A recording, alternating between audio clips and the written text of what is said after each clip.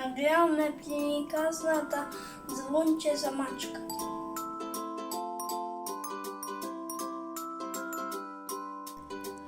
Еднаш глувците решија да се состанат за да се договорат како да се решат од нивниот страшен непријател мачката.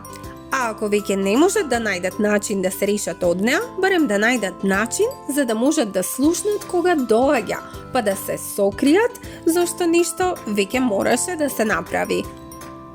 Со години трпеа терор, живееа во страв и поради тоа не можеа ни да излезат од своите домови.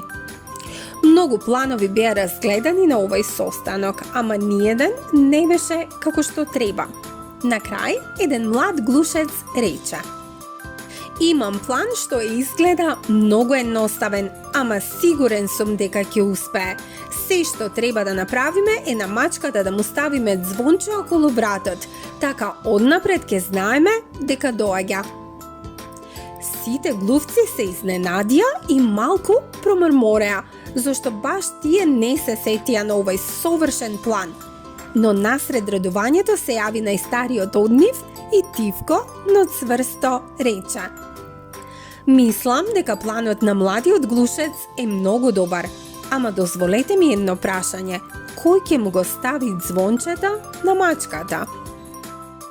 Сите наеднаш онемеа, а тој продолжи: "Пријатели, едно е да се каже што треба да се направи, ама сосема е друго истото тоа да се направи."